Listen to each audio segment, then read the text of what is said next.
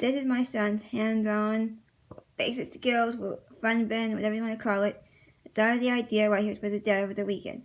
He has to do at least one thing from this bin every day. That's hands-on. Color fun fishbowl.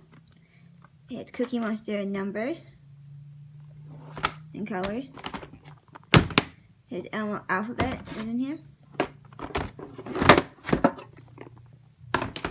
This is a bunch of matching games. Yesterday we did some of these lacing things, like robots, from the dollar spot at Target, or bullseye spot, whatever you want to call it, because now they have like up to $10 in there. Did that puzzle in a minute. We got this mental blocks game. Oh, it's pretty cool. It's a pretty cool game. If you haven't gotten this game for your kids, you should get it. You get a card and you have to match what the card says. If you play with more than one person, then the card is on the table. One team member goes and looks at the card, and then you guys have to get it done before the other team gets it done. The same image. Pretty cool game. We have this Mickey Mouse,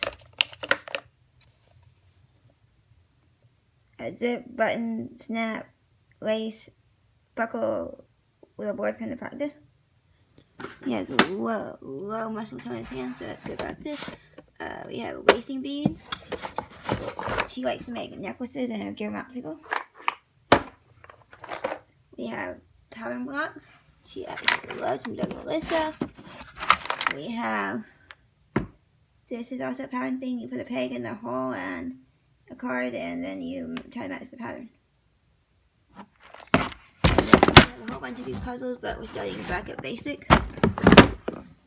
This is the first box he got, which is alphabet, counting, and shapes, and colors.